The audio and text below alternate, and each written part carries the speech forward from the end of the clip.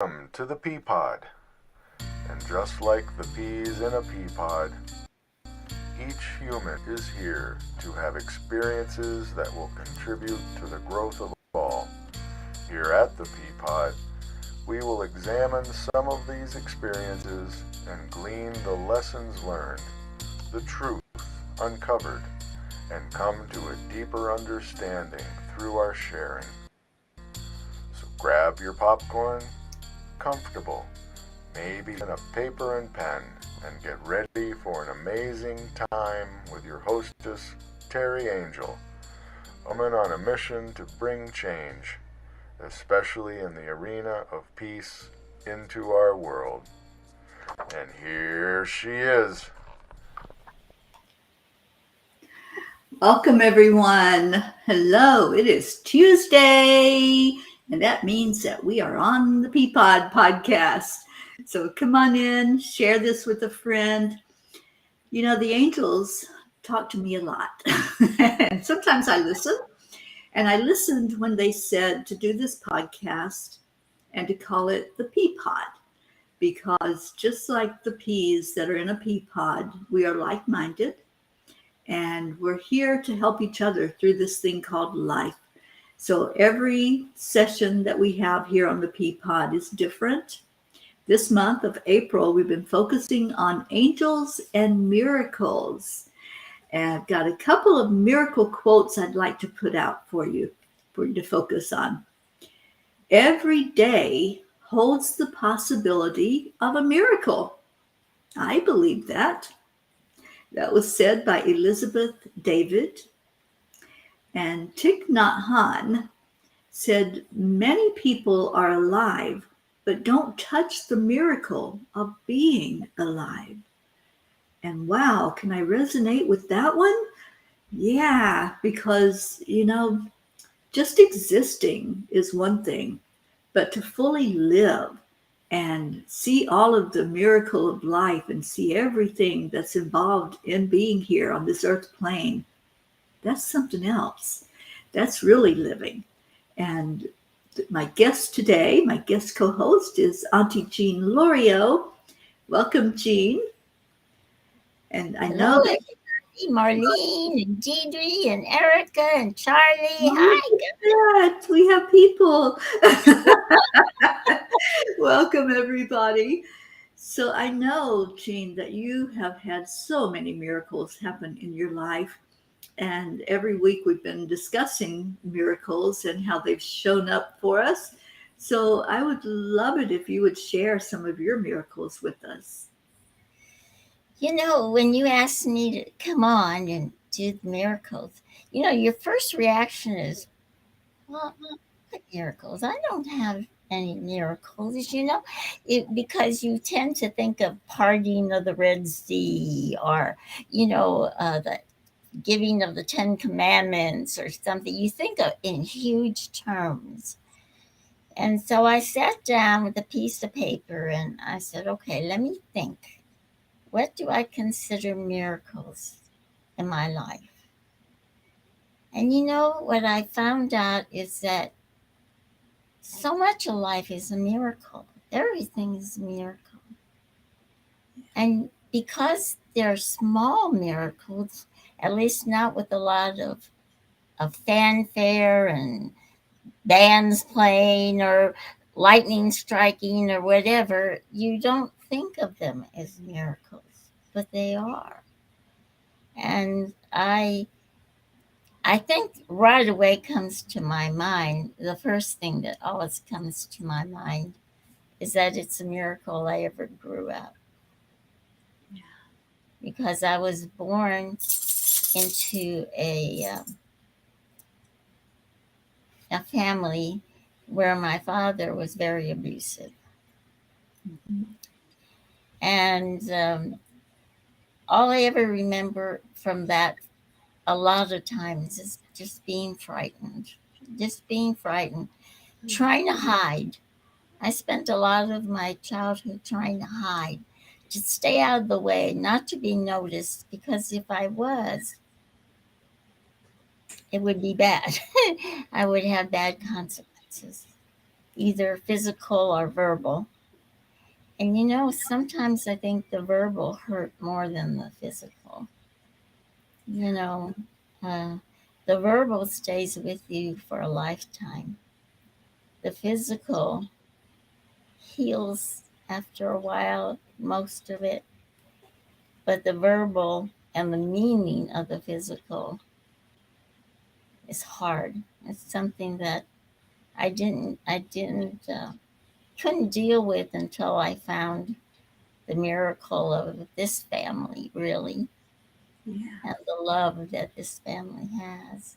And I was able to let go of that. Yeah. Uh, another miracle, when I was just a little over 2 and toddling around, I caught polio, believe it or not. Mhm. I was one of the last kids, well, that group of kids was the last group that really had to suffer from polio, because right after that they found the cure or the vaccine for it. And so I think my first miracle that I can remember is doing the therapy so I could walk again and being able to walk again. A lot of my friends died. A lot of my childhood friends or that age group wound up in iron lungs. And there's actually an organization here in town for the people who suffered from polio because we have problems in older life, you know. And Yeah. don't be because it's so far back and I feel fine. Sure, I limp sometimes, I drag my leg, but I feel fine. So I guess that's my earliest miracle. But my biggest miracle is surviving my childhood and surviving it sane. Because my poor sister and brother, they didn't have the angels as strongly as I had. It's really strange because people were always saying to me, "How do you, how how can you get, how can you live like that? How can you do that?" And I always used to say, "It's the angels." Yeah. I was small. I was a child. I I was brought up Catholic, but for some reason there was a connection to these beings that I felt were there that helped me and protected me. And they have protected me in so many ways. So that was early on in my childhood. And then you sure you just want me to keep talking? I feel. Well, I think the childhood stuff. It's something that when we finally are awakened, when we finally see that that's a human experience, Mhm, then we can do forgiveness work and we can start to heal some of those wounds. And I know you have done all of that. mhm, Sometimes there's still something that's ingrained so deep that we do have some triggers every once in a while. But I know you, I've been around you, and I know that you have come so far with healing those wounds. And like you were saying, the words, the verbal wounds are sometimes the ones that take the longest to get over and to really, I don't know if you ever get over it, but to move forward from and to realize that forgiveness is the key, isn't it? mhm, mhm. Let Yeah. me tell you about another miracle to go along with that, Okay. where the forgiveness too comes in. When my mother got real sick and she was dying, Mhm. uh, I had this dream, but I don't think it was a dream. She died, and that night, when I finally fell asleep for a little while, my father came to me And I looked at him and I said, Daddy, something's terribly wrong with Mommy. I think she's died. And my father, who never really ever showed me any affection, came over to me, put his arm around me, and he said, I know, baby girl, but it's going to be all right. She's going to be all right, and you're going to be all right. And I said, Daddy, how can you be here? You've died. He says, sometimes I let you come back. And little girl, I love you. And I want you to know that everything's going to be all right. And I know it was him. And I know that he was there to give me comfort because all those years that I had wanted him to love me and he didn't love me, I felt like he was showing me now that he did love me and he does love me. And so that was the beginning of my being able to forgive what happened in my childhood. So Wow, that is a miracle, because you knew him in one way in his human form, but here he was showing you that unconditional love. mhm. And Jean, I've heard from so many that are on the other side that have left their physical body that the only thing you take with you is that love. And yeah, you do the life review, you see how your life affected those that you were interacting with in your lifetime. But it's not like we think of when we're doing a look back at our lives and we might be filled with regret or sadness or sorrow or anger. It's more of how you impacted others. And it feels like that's what was happening with your father when he came to you. I really I felt such sincere love. Mhm. I mean, and not not really regret for having treated me. Not really. No, I don't think. I think when you, from what I experienced from him, he's come to me several times since then. Mhm. I I think that they want to assure you of their love, but they're not trying to say, "Oh, I'm sorry, I did it. I regret it. I was awful." They're not. They're not trying to say that. They're just saying, "I love you. I Yeah. love you with unconditional love." And there was something I was going to say. I forgot what it is. But like I said, then I grew up. Um, on the south side of town, which Segundo Barrio, which here is really, you know, the the place you don't want to be. Right. Gangs and they had all that, and I had a lot of protection from the angels because they would chase me home. They would. I remember one man. Well, man, he was a boy, kid, grabbing me, throwing me on the ground, and pushing me down, and I know what would have happened if someone hadn't come along.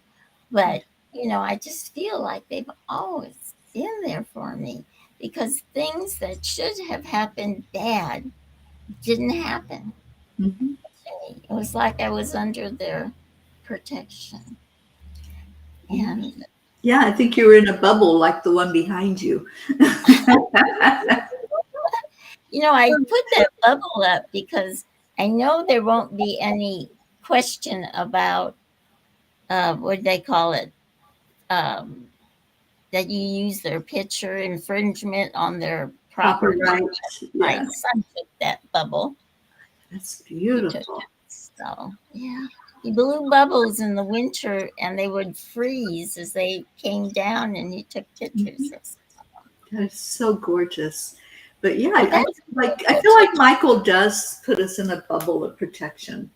And Oh, sometimes we're absolutely. in those, sometimes we're in places that are not the most pleasant place to be, or it could be a dangerous situation. And I've felt that many times, that there was a bubble of protection around me. And I know that's Michael. Yeah. Absolutely. Well, we got hit by a semi truck. Yeah. We We were in did. trouble and we did that. Actually made a list of things because I was afraid I'd get nervous, which I am. Oh, Uh, there's no need to be nervous. Look at all the family that's here supporting you. no, My goodness, Teri, my darling, is here. Oh, my we have sweetheart. Charlie and Erica and Deirdre and Marlene and Aunt Mary Lou is here. Karen And I saw Palmer. Charlie right away, and I said, "Oh, great, Charlie's here. He's here to Yes. support me." And Julie Kiss and Hope and Zena sending you love. Aw. Aw, I love this. Thank you all for coming in to support Jean while she shares from her heart, sharing about miracles today for those of you who are just coming in, how the angels have worked in our lives and the miracles that show up for us. And I know that Auntie Jean has shared a lot with me about miracles that have happened. And I just want everybody to know how blessed we are to have you, because there's been so many miracles that have kept you right here with us as our mountaintop guru, as Hope calls you. You know, she likes to laugh at me because when I was little, I used to pretend I was a priest. Uh-huh. Well, I don't think I she's laughing at you. I think it's laughing with you. Okay, and I used to get an altar, and I'd have all the kids come, and we'd have mass, and I would squish the bread down into little hosts so I could give them their communion. And so, it's so strange because of the way my father was, how I was so spiritual from very tiny, that I really believed in angels, and I really believed in, just felt like I had a relationship with God. That's why I call him my father, Right. because I went during my childhood. I know it sounds awful to say that, but I didn't feel like I had a father Mhm. except for him. That he was the one I sheltered in. Yeah. And then I had a couple of car accidents that I know the angels were involved in. You know, one with my daughter when we were on the freeway, and we had taken the children at school to we have this place called Shakespeare on the Rocks, and it's a canyon, and they do plays there. And we had taken the kids to see Midsummer Night's Dream, or about fairies, of course. Yeah. And we didn't get home until we were driving home about 1 o'clock in the morning, because I don't know if you all want to hear this, but sometimes parents don't pick their kids up. You say, "Okay, we'll be here at 11." You pick your kids up, but they go out or something. They don't come until 1 o'clock in the morning. So we were coming home, and a drunk got on the freeway and hit us. And when he hit us in the tail end in such a way that it spun the car around. And I don't know how many times for sure we hit the wall. But it was so strange because a peace came over me. It just like I wasn't screaming or I wasn't scared. It was really strange. I got scared afterwards, but not during the accident. Maybe that's normal. But Mhm. when the car stopped, because you got to remember we were on the freeway, all I remember is being sideways and seeing these cars coming at Oh, us. wow. So when we finally got stopped, the whole front of the car was smashed in. The whole back of the car was smashed in. The only place that wasn't smashed in was that little driver front seat part Mhm. where we were sitting. It was like there was a protection around that little part. And again, my husband came, he got in his car and ran to us, and he says, "How on earth did you not get hurt?" I said, "The angels." Mhm. I've Right. always said that. Yeah. Always said it's the angels. So Yeah. yeah. Yeah. And They another protect us, and it's so interesting because sometimes people that are in car accidents actually see them helping them. I love those stories that I have read where they see the angel that's pulling them from the car or helping them to wake up. right. See, that's what I meant when you first asked me. I said, well, okay, there's no time that I really, really, you know, saw something spectacular like that. But to live through all those things and gangs and everything, something was protecting me. Of Something had course. Yeah, protected and me. there's no comparison in miracles. That's Your miracles are just as big as those who did see the angel that was helping. You knew they were there. now the one that I really, really feel is for sure was a miracle. I had 3 children, and my last child was a son, and I had 2 daughters and a son, and we wanted one more. We wanted a boy so that there'd be 2 and 2. Well, we didn't really care. We just wanted another child. When we first got married, we wanted 6 children. Thank goodness we stopped at 4. You aimed high. I know it's awful, but anyway, and we tried and tried and tried, and after about 5 years, nothing, nothing, you know. So I finally went to the doctor, and he ran tests, and he came back, and he told me, "You can't have any more children." He says, "You have endometriosis, and it's so bad that it's scarred. All your tubes, your fallopian tubes are blocked. Everything's blocked." Right. And he says, "We need to do a hysterectomy on you." I guess that's kind of personal. I probably shouldn't tell this story. Anyway, Yes, you should. and I started bawling. He was so shocked. A woman who has 3 children normally doesn't break out into hysterics when she's told she can't have another one.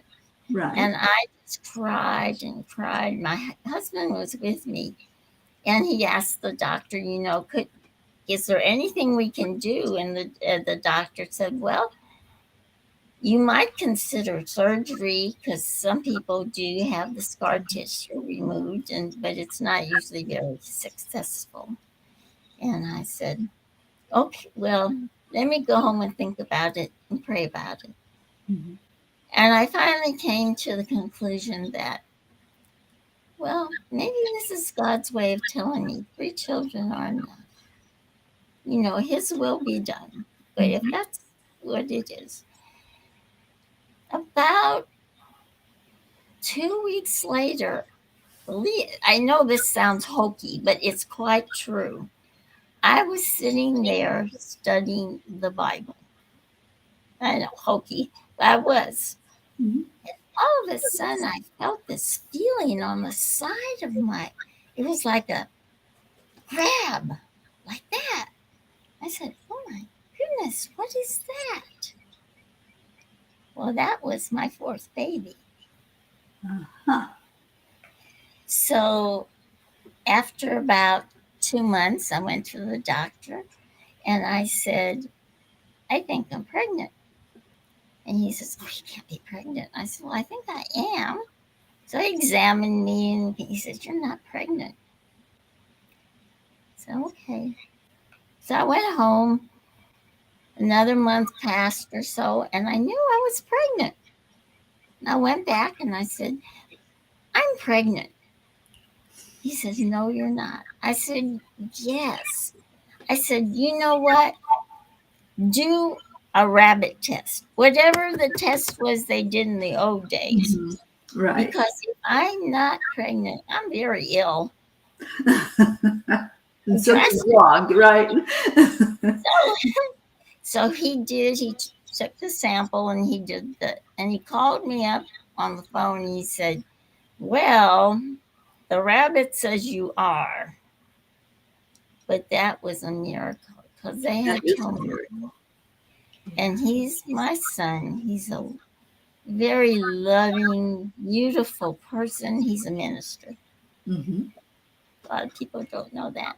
And he works with homeless people. He's got a wife and 2 children. And they lost their first baby, my granddaughter. Mm-hmm. But it made him start to find God and became a minister.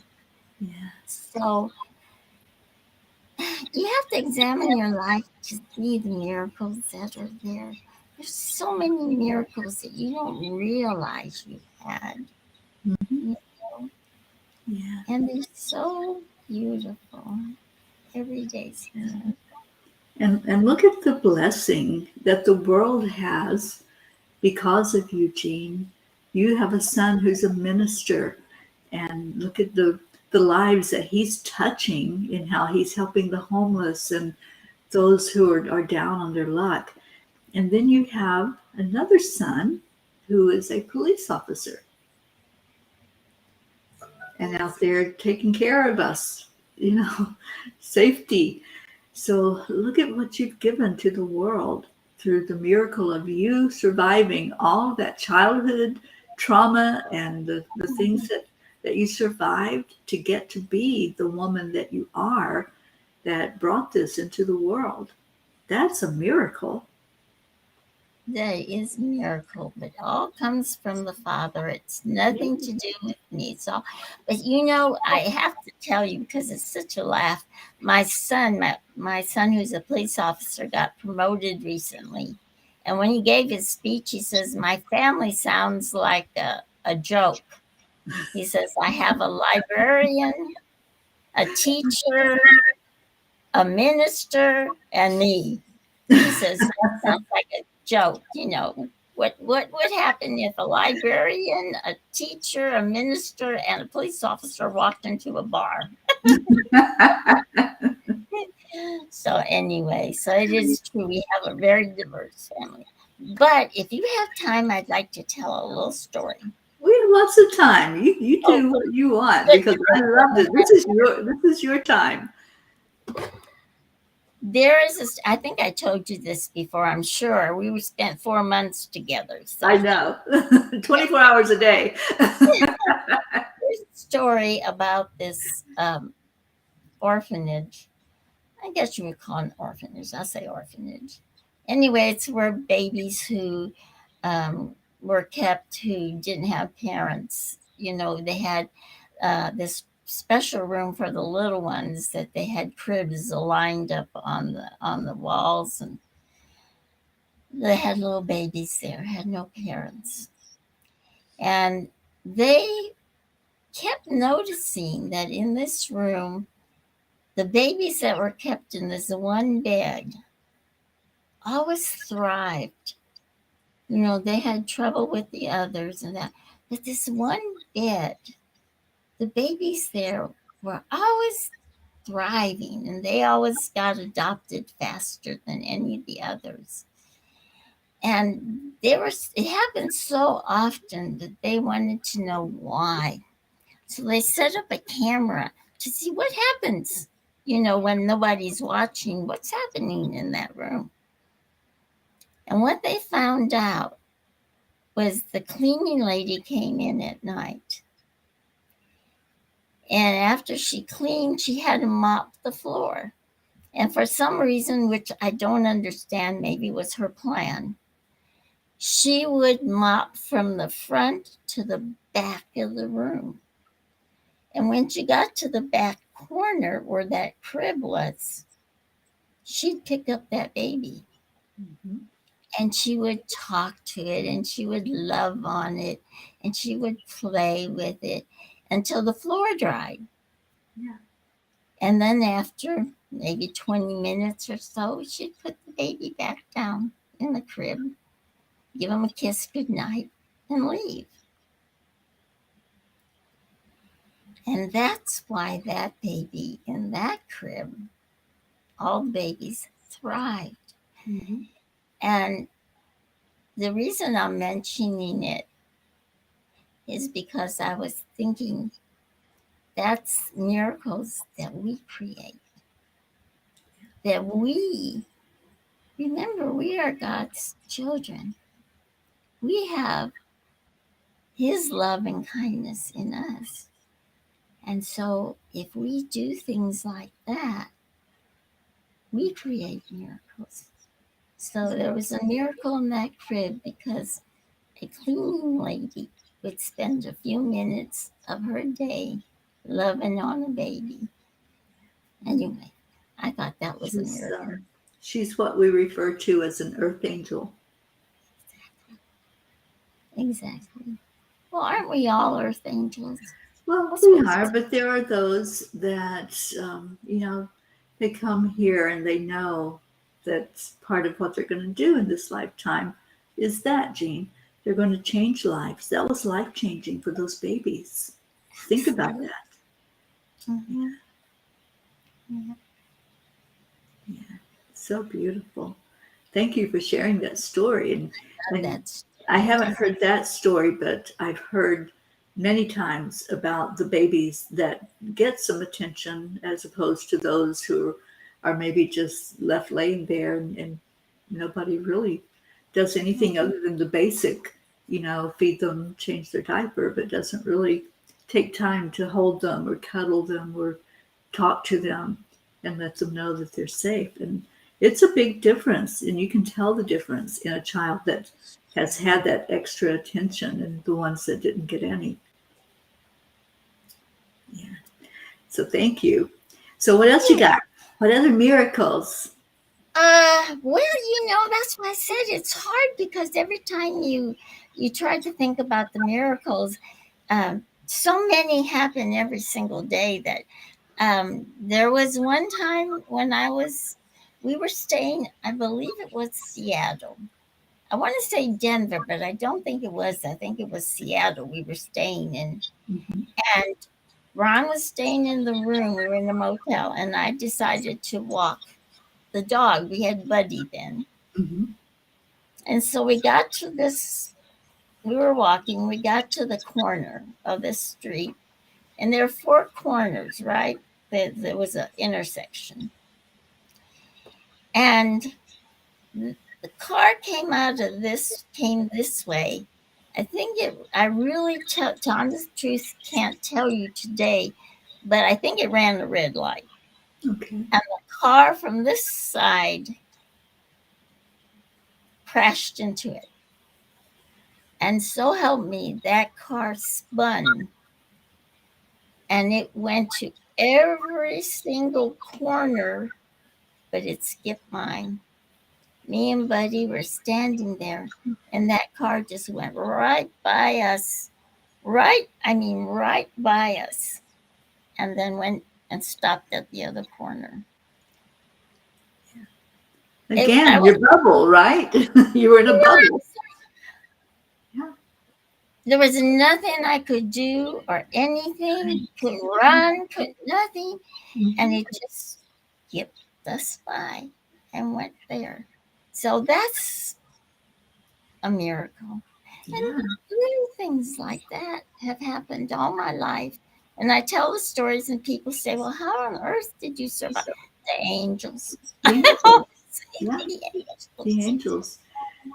So, Jean, let me ask you, do you remember the first time that you were aware of angels, or have you just like always known that they were there? I think that's it. I've always known that they were there. And, I have to say, now I can tell the difference, but I think fairies and angels got confused in my mind as a child. Mm-hmm. You know, it's yes. Now I can tell the difference because the angels feel different than the fairies. Yes. And, you know, uh, the angels is like energy. I don't even know how to explain it. It's like love just encompassing you. And they're warm. Oh my goodness. You always feel warm. And sometimes, everybody's going to think I'm crazy. Sometimes I have to say, could you back up a little bit? I'm very claustrophobic. But that's the way they come into me. They come very, and usually it's never just one, it's several at Right. one time. I You're know a you team. Yeah. well sometimes, but sometimes it's just several all at one time, Hmm. you know. Yeah.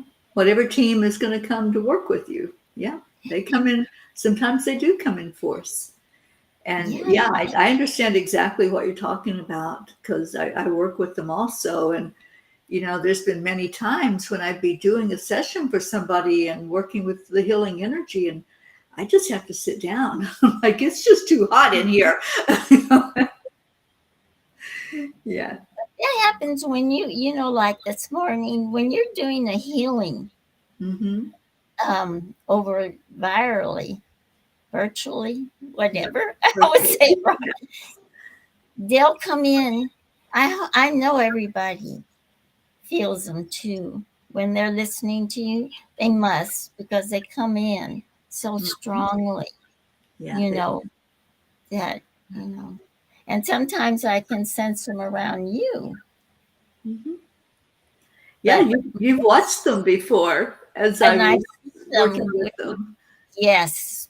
When she does the vlogs at night, I can see them. I can see her. I don't even know how to explain it. It's like sparkles going round and round. It's beautiful. It's so beautiful. And she's like in a trance. And her hands are like this typing and she's not looking anywhere. She's just talking to them.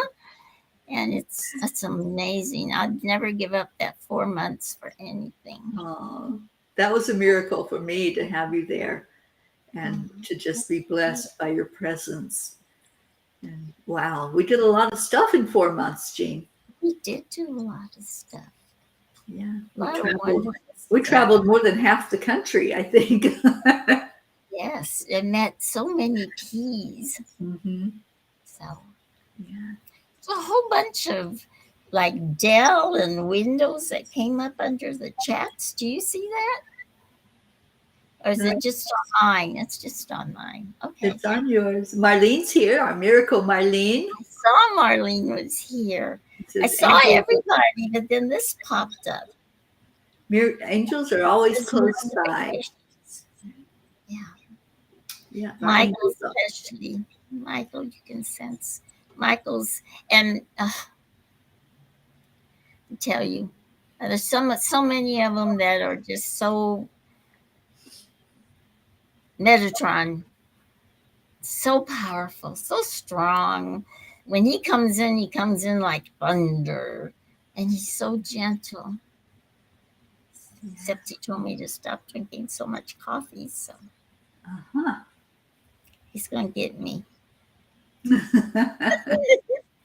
I haven't gotten that memo yet. Well, the thing is that they don't you you have free will, Mhm. and they don't take it away from you. Right. They just make suggestions and try to lead you on the course that's best. So I did cut down, didn't I? Yes, I did cut down. Yes. He's always in the corner. I don't know why, but he's always in the corner. So, Jean, are you aware of your guardian angels? Have you ever gotten in touch with them? Well, I've been aware of them, and the only you're going to think this is. I asked you this once before. I don't know if you remember. I think my guardian angel's name is Michael, but I don't think it's Michael the archangel. It's just Right. Michael. But Yeah. he told me his name was Michael, Hmm. and So he's my main one. And there's other angels all the time, but Michael is the one who's been with me ever since I can remember. That he's, you know, he's the one whose voice I hear when everybody's done this. They've heard their angel speak to them. They're doing something and they'll hear Gene, or they'll hear no, or they'll hear, and it's their guardian angel telling them. Yeah. And so for those who don't understand, we all have at least one guardian angel when we incarnate into a human body. Most people, I think on average, most people have two. Some have more. I think I have a whole legion. I'm sure you do. They usually have their eyes covered, like, oh no, what is she doing now? Mine just shake their head. Yeah, she's going to do that, isn't she? Yep, she's going to do it. Just watch, just hide and watch. Yeah, you guys, I really wish everyone could have been with us on that trip that we took together, because there was so much laughter and so many moments of just hilarity and just raising the vibration with allowing that experience to be so beautiful. And I know it was guided. It so fell into alignment, every bit of it. And I know it was divinely orchestrated. And I'm just so grateful that that miracle happened. And it was a miracle that we took off for 4 months and were able to not kill each other. That is so true. It's like sisters. Well, actually, to be honest with you, we got along better than I do with my sister. Because my sister had, poor baby, she had so many problems. She was so abused. But not by my dad. I was the exclusive abuser from my dad. But the neighbors, I mean, we lived in a really bad neighborhood. Mm-hmm. So I wanted to ask you something. I don't think I've asked you this before. Do the angels seem to be more communicative? Hey, I got it out. Communicative around water. Yes. Okay. Yes. There are certain things that will bring in the energy more clear, and water is one of those. Water is a conduit for the energy movement. And Gabriel, his element, his or her, however you see Gabriel, the element is water. And Gabriel is the messenger angel. So, as such, he brings through communication and brings through those messages very clearly. And I keep hearing that the element of water clears away like all the clog. It clears away any muddy part that's not clear for us. And so that's what Gabriel brings to us. And if you're near water, even if you're like showering or bathing, I get a lot of messages in the shower. That's exactly. And that's why, because it's the conduit that allows that energy to flow through to you and to come very clearly. Yeah. I think that's why I love the ocean so much. I just sit there and listen. I listen to the waves as they come in, and sometimes it's a gentle wave and it just makes this little noise, and sometimes it's a huge wave that crashes in. And there's always a different message that comes in with those waves. Yeah, and that's the way they are too. Because sometimes they come in very gentle, and then sometimes, every now and then, it's like a big wave. Mm-hmm. Yeah. That's true.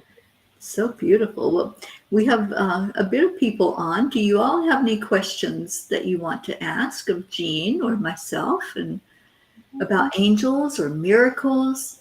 And if there's anybody out there that hasn't been on with me that would like to share your miracles and your angel stories, I'd love to have you on here.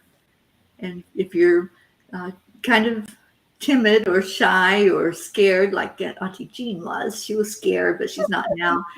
If you need more than one person to be with you, Jean and I both will come on. I'm volunteering you, Jean.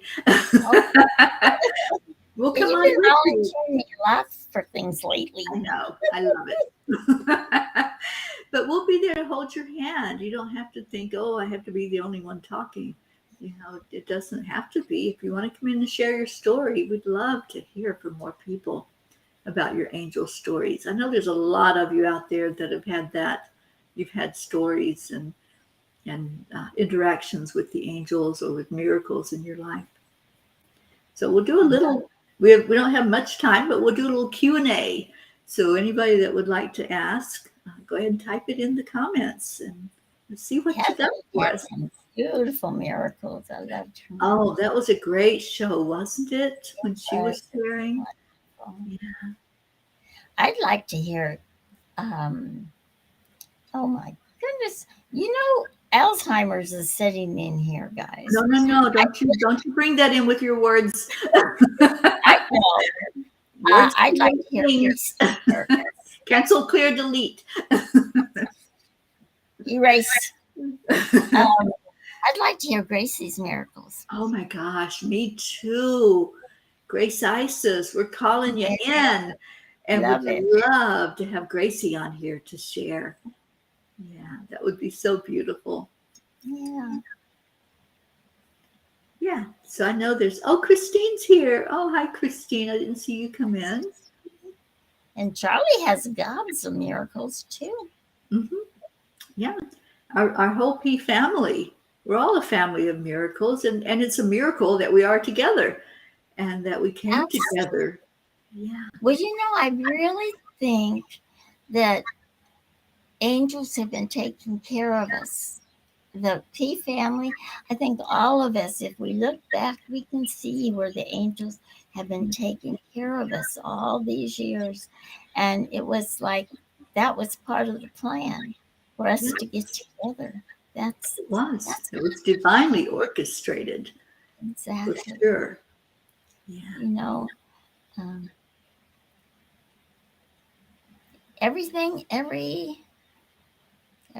has to start somewhere, and I think it was started at our birth, and that was our plan from the time we were created.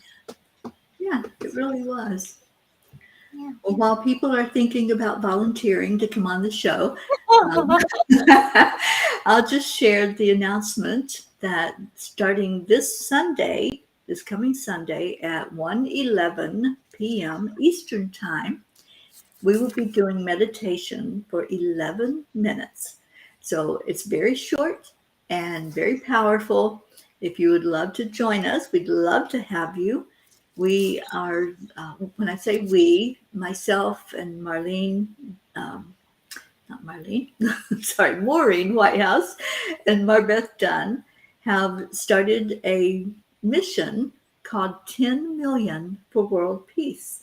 And we want to have at least 10 million people every day, eventually, every day, doing meditation for just that short minute and sending it focused energy toward our world leaders, our governments, our local government, school teachers, anybody that has influence over others and makes decisions.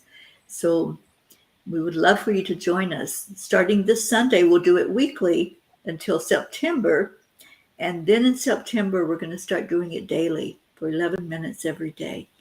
So this is a huge mission. We need everybody involved. And the angels have put this together. It was birthed right here on the Peapodcast when Marbeth was one of my co-hosts. And we got the message, both of us got the message that we were to do this. And so we are doing it. And we are now a nonprofit corporation. And we're going to be spreading this message far and wide. So we'd love for you to join us. There is a Facebook group called 10 Million for World Peace. And we invite all of you, if you haven't already joined, I think I see almost everybody in here that has joined that group already. But if you know somebody that you think could really help us to spread the word, bring them in. Bring in as many people as you want into our group. We'd love to see it grow. So, Jean, I'm not seeing any volunteers. No, it doesn't look like. Look at that. And no questions. No questions. So, That's unlike our P's. Start right away doing the 111. Just taking a few minutes at 111 every day and praying for the leaders for peace. That's right. And, without lots of prayers. Yeah, we can do it part of our Course in Miracles. Mm-hmm. Yeah. Which, guys, if you all haven't done the Course in Miracles, please do. That is such a life-changing. It's such a gift. Let me put it that way. It's such a gift that Jesus gave us. It really is. It's a gift in clarity, a gift in building your faith and knowing who you really are. Yeah. So please, if you don't come on to our group, I wish you would, but if you don't, do it sometime because it's beautiful. Beautiful. It is.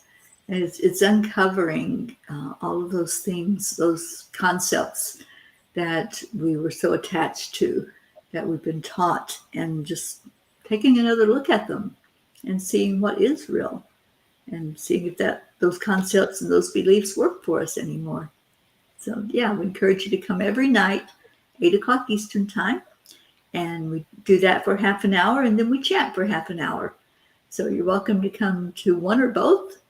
Just come on in and be with us at night.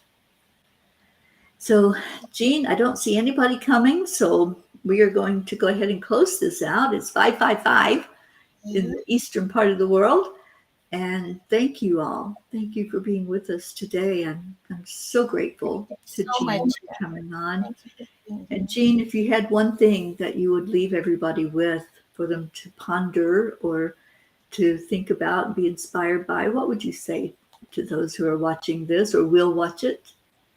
I think I would say, be aware that life is a miracle and that miracles happen every single day, and that the angels are all part of that. And more important, I think, is that since we are one with God and we are God's love, we can create miracles for others. And so wherever you can, kindness is always the way to go. Absolutely is. Be kind. It's so simple. It doesn't cost you a penny to be kind to others. Just put that smile on your face, because what does Marietta say? Spirit magnifies incredible loving energy. So give somebody your smile today. We love you so much. Thank you for being here. I'll be back next Tuesday with another guest. I don't think we're talking about angels next week, but we can still talk about angels and miracles for anyone who steps up and says, I want to share my story. I'll always take time for that. So let me know, and stay in your heart and stay blessed. And we will see you, some of you, at 8:00 tonight. Take good care, everyone. Namaste, y'all. Bye, everybody. Love you so much. Love you, Jean. Thank you for being here.